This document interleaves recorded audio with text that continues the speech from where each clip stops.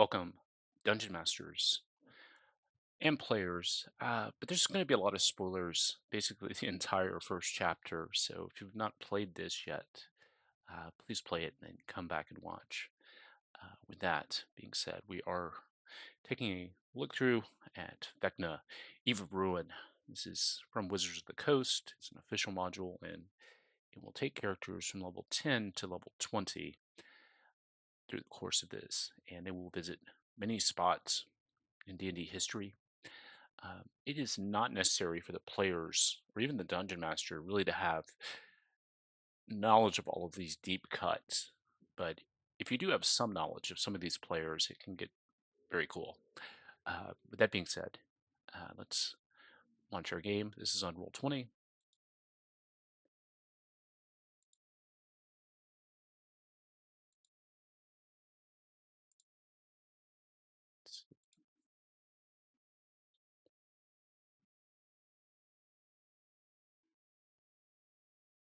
So as the game opens up,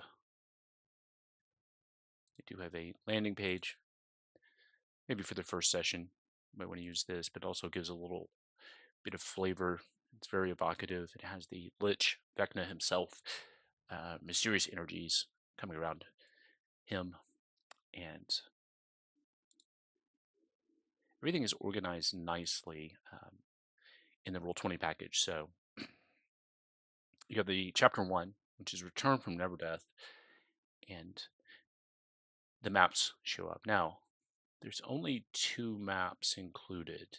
This is the Neverdeath Catacombs, kind of a sprawling dungeon crawler here, and the Dolendar Tomb is the finale, and that's a little bit smaller area.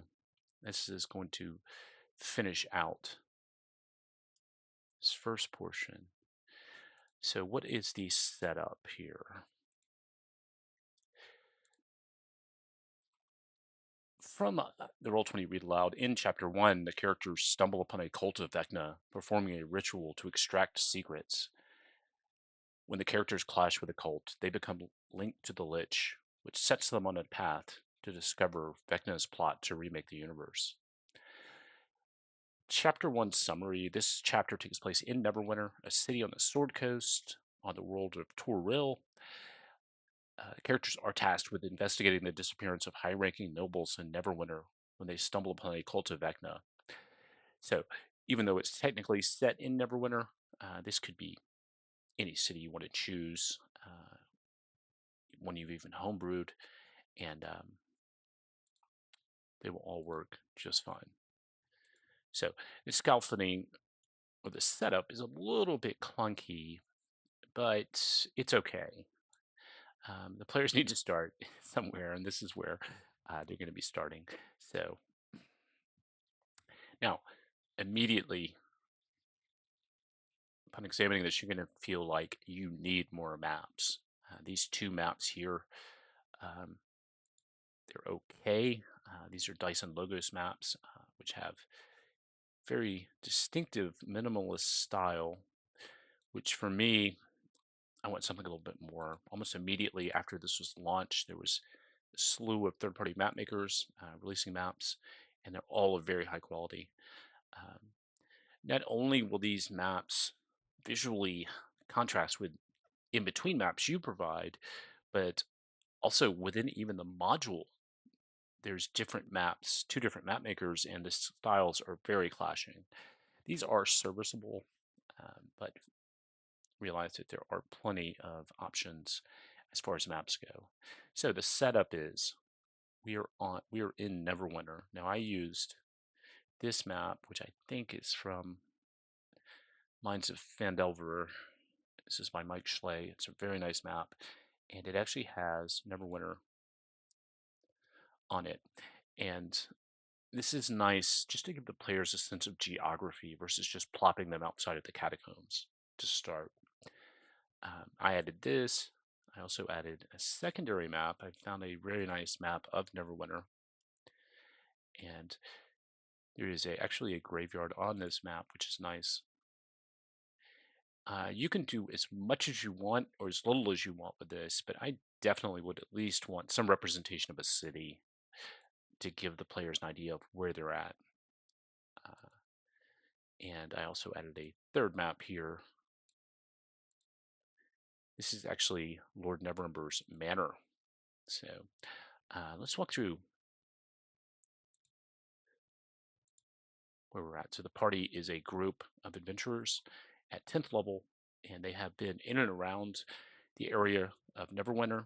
There are included some basic backgrounds, backdrops, reasons for being in the city. They're okay. If you have a pickup group or players that just want to start the game without much thought, they're useful. But a lot of players at 10th level may have backstories either from other adventurers getting this level or may make them up themselves. Um, but we are placed here in Neverwinter, and the party has been doing jobs. This is how I said it. Been doing jobs, missions for the Neverwinter Council, and specifically for Lord Neverember, who is the head of the council, and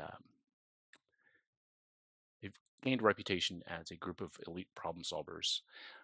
From there, I went and had them meet Lord Neverember himself at his manor. This is a very nice manor map I found, and I just had them come in. They knew Lord Neverember from jobs before, and they can go through the mansion as they're greeted. Maybe have someone here. Welcome. And Lord Neverember is eager to see you. And she will walk them back. There are other individuals here, nobles, etc., various people of importance, and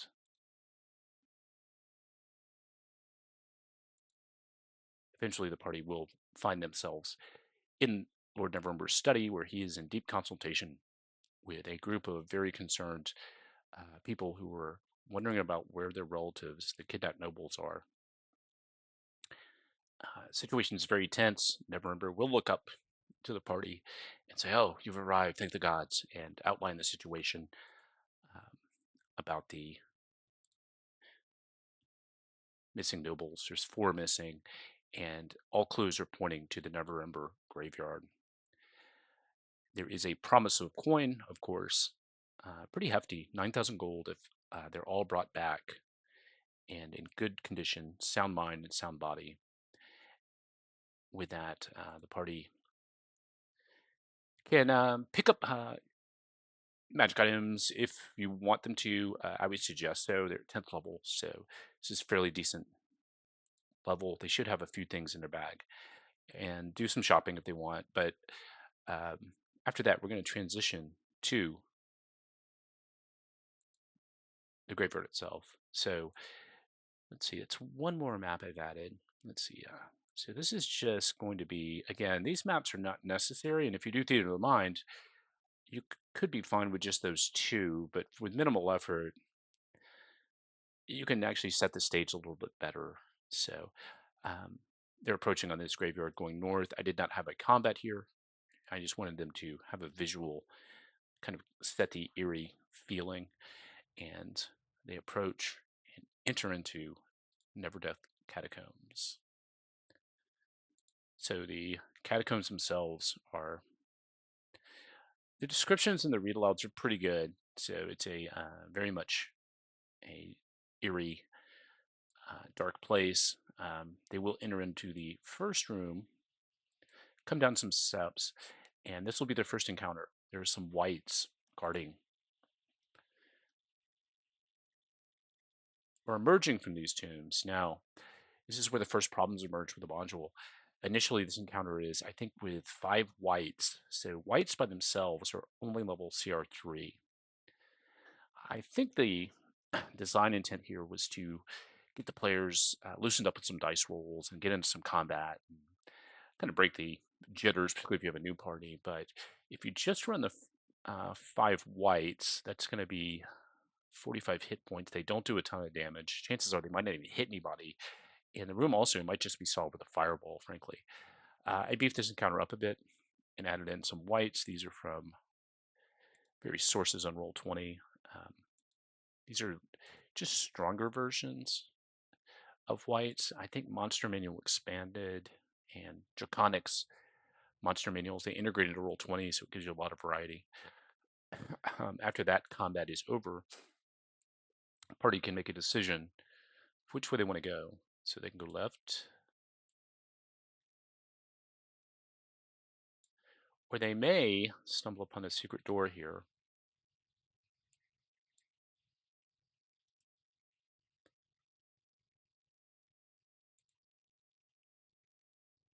And this door will lead them down to a very curious Merid who is doing some tinkering, some experimenting, and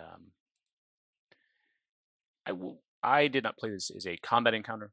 I played this as a interaction. The players were eager to go along with that, and he's actually kind of an eccentric, cool character to interact with. Doesn't have a great deal to do with the plot necessarily, but this is just a cool token and something that looks like it could be a combat encounter, but actually might not be. And if the players do go down, either find the secret door or they explore south, they're going to run into a couple water weirds and a water elemental. And this also does not necessarily need to be a combat encounter. But if they keep going, either by hacking and slashing through or talking to or interacting with the elementals and the Merid, it's possible they will find their first noble. So this is a gnome.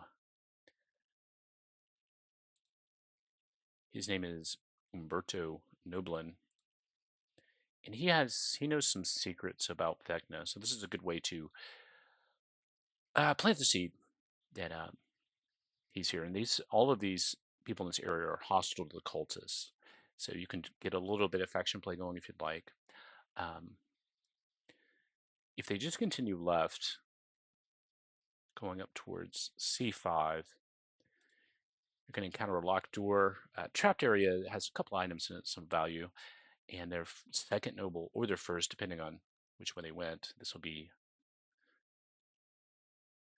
one of the nobles here, and she has a secret. So into the module, there's secrets.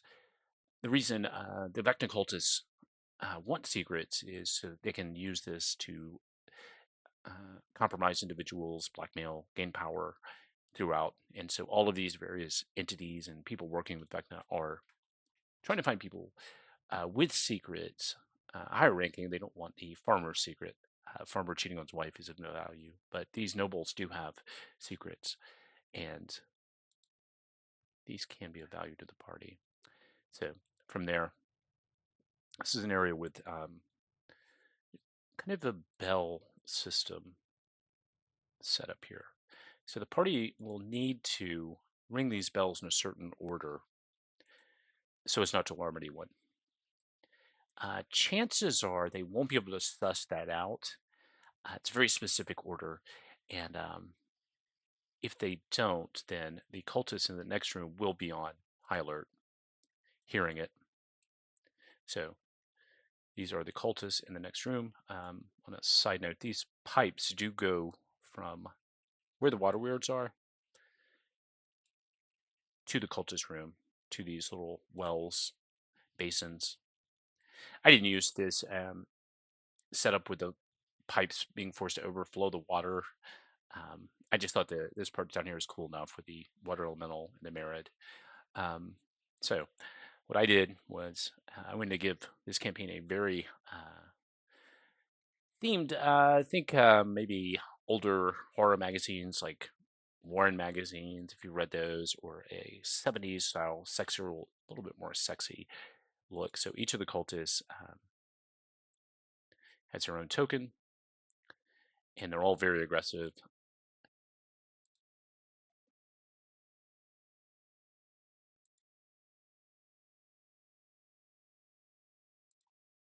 So, as written, these characters, or these cult fanatics, are all cult fanatics, and that's a 33 hit points and 13 stat block, which is not high, particularly at 10th level. So I went in and used, for some of them, I used Berserker stat blocks, which are a little bit more. So it's 67 hit points, 13 armor, To provide a little bit more challenge, inside this room, there's also a mage who can cast spells.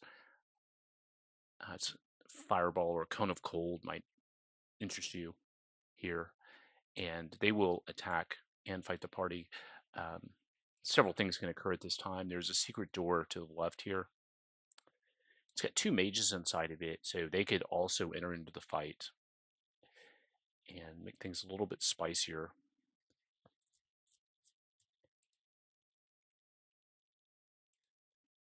So this is where some of the problem arises, though, that even though the encounters are easy, too easy for level, depending on your party composition, you might or might not want to beef these up too much because they'll just start taking a lot of time. I think the first group I ran for about 2.5 hours, they made it here, had defeated the cultists and the mages, but that took about 2.5 hours. So they didn't cover a lot of real estate. So that was a whole session. And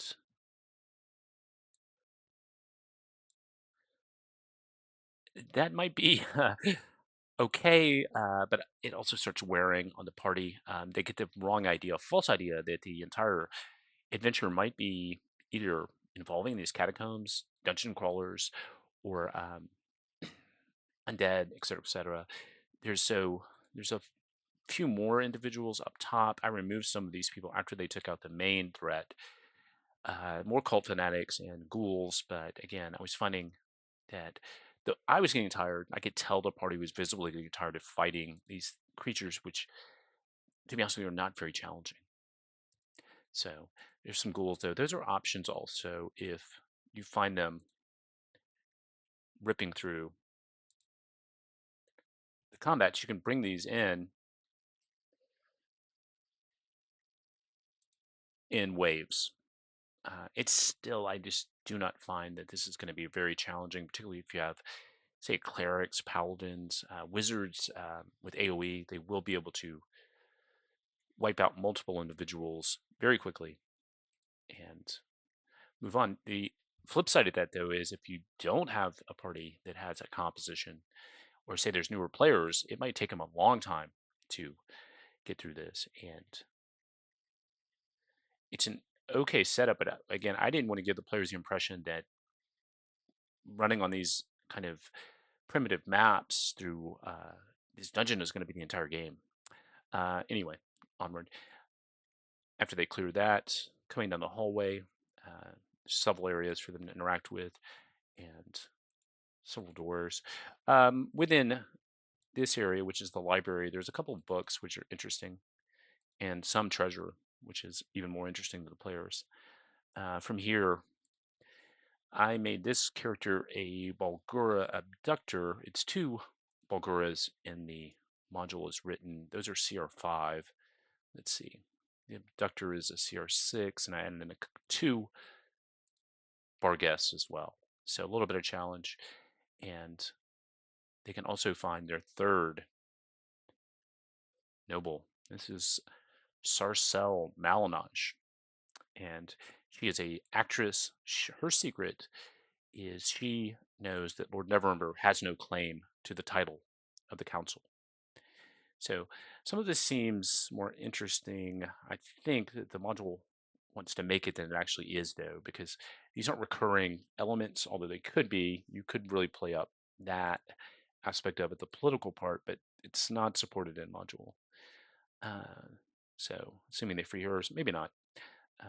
To the south, there's a locked room with an X on it, and this contains a undead creature. A little more fighting. Let's see. Yeah, as they continue around and through, this is a long hallway leading to our finale for this level, and there is a couple of interesting creatures here. I made this guy a little bit stronger. Um, he is a zombie member of the cult, and the leader of the cult is down here, and I beefed him up. I added in a, let's see, Star Spawn Mangler.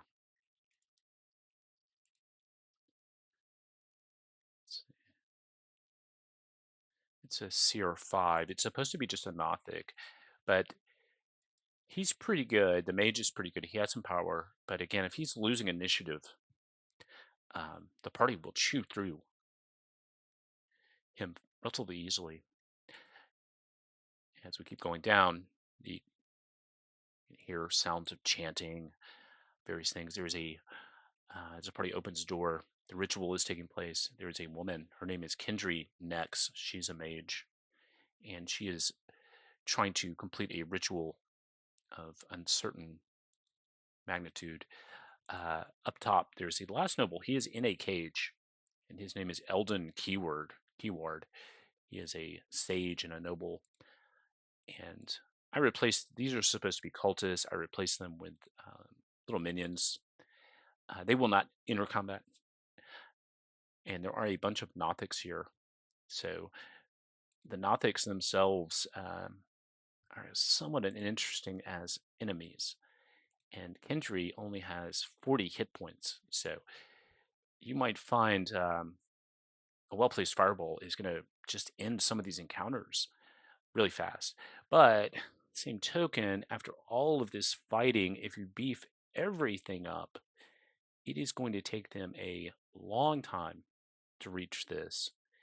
And I did not want to do a bunch of this fighting in this dungeon and just have it set like this is where we're going to be for most of the module or places like this.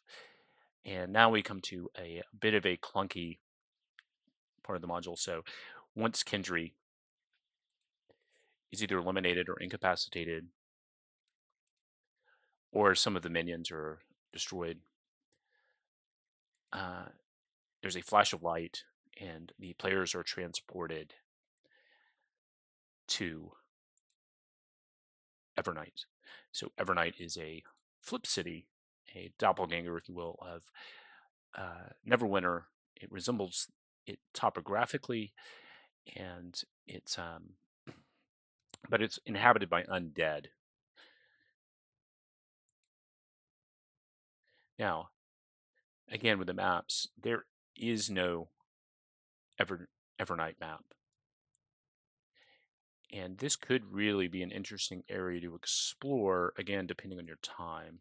So the set here is that once the ritual is interrupted, the players are transported into these open graves. They wake up and they hear also a muffled voice. This is Eldon from the cage. He also was transported, being in the room. So the party is going to wake up and they're going to see various undead walking around. This is a very inhospitable place, but the undead have a market, various things here. I just populated this with ghosts, etc. And I didn't want a lot of fighting here, so I had them wake up. Maybe they have an aura on them or something, and allow them to explore freely. And there's a house up top, and as they come in, there's a couple of vampires are here, maybe a necromancer. They are greeted, not attacked, greeted. And there's a vampire in the back. Her name is Singora. So Singora offers them a cup of blood if they'd like. I actually did have two Damphir members of the party, so they were interested in drinking a cup of blood. She'll provide some general information about Evernight, and but as written, not only is there no visual, there's no narrative thrust here, so you could spend sessions in Evernight. And it would be pretty interesting. The problem is they've just come out of the dungeon and they had kind of a crude avenue to get here, which is being transported. And then they're going into combat or various things, or they want to explore further in Evernight. It's going to be a lot of map making for you, and frankly, a lot of narrative beats you have to cover. So I had them meet Sangora, interact with her. She's very creepy, but she passes on the information that the party has come here through a portal. These do appear Typically, they're not permanent. The permanent ones are guarded heavily. So this one's closed behind the party, and Sinclair will tell them that she's heard rumor that the Dolendar tomb nearby has a functioning portal. The Dolendars are a tragic family. They died all alone, uh, and they are in this tomb. So visitors from Evernight and Neverwinter cross occasionally through these two planes of existence. And people that know of a permanent portal, that again, that would be of high value, but the adventurers themselves don't feel like maybe they should be staying here. They're starting to get hungry glares from the assembled undead. So, with the further ado, you're pointed along the way to Dolendar Tomb. This is the last set piece of this adventure. Now, the party's going to arrive here with Eldon in tow, and he's a little of a cleric. He can help the party out a little bit. Yeah, he's kind of fragile, but he can help them out. Cast Bless Spell, things like that. I had a counter set with a couple of Vampire Spawn and some creatures, some Hellhounds, I think. So as written, I think it's supposed to be 5 Vampire Spawn attack the party outside here. But Vampire Spawn are not strong enemies. And it's just going to be an attrition, a war of attrition. And frankly, it's going to take a lot of time. Um, so I, again, do not want to get bogged down in a ton of trivial combats. I was ready to get onto the next step of the module, or at least back to Neverwinter. So as you approach here, they can go down these steps and into Dolendar Tomb proper. So they come down the steps. Something of note, you may want to play with this a bit, or just some flavor. The tomb itself is very clean, and the outside even, it looks like the steps have been swept recently. So as the party makes their way through,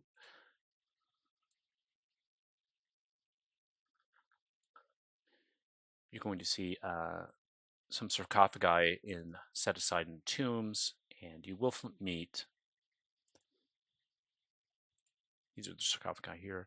One of them, contains a ghost. Her name is Newby. Newmy, Newmy, and Newmy had been hired by the Dolendars to keep the crypt clean. And after she perished, she'd been paid several lifetimes of wages. She feels the need to stay on until the contract is complete. So, employee of the month or the century for sure. And she can't tell you much about the Dolendar tomb itself, except that the Dolendars were restless, and they shouldn't be. So up top, this is how my players went. If you go through here, you're going to find the Dolendar brother and sister team, and these monsters are Lost Sorrowsworn. They're challenge 7. There's 2 of them. The players will not have much difficulty, if at all, with these. They went ahead and went down here. Now this door is locked in B5. So there's a puzzle here. It's okay. My players actually did suss it out. Alden can give them a little bit of guidance and help. It's okay. I could see a party just not getting it, and that might prove frustrating. So Eldon, again, is the gentleman that was in the cage before. He's also noble. If they do solve the puzzle, they kind of have to. They're going to be finally into the last room. And in this last room is Kaveta Dolendar, the matriarch. She's a little bit stronger version of a Sarasworn, but still not too much. Yeah, challenge 9, single target challenge 9 is 112 hit points. She's not going to last long. Uh, so, what can we do? For me, I was ready to leave the dungeon.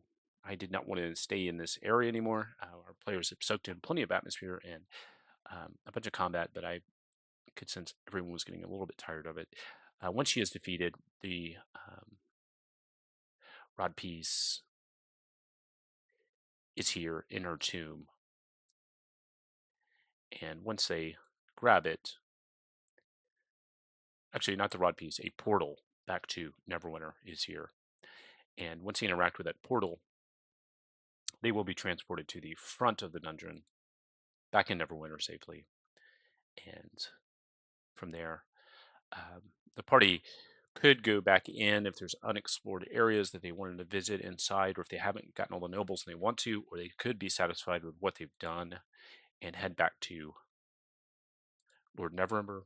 And when they do,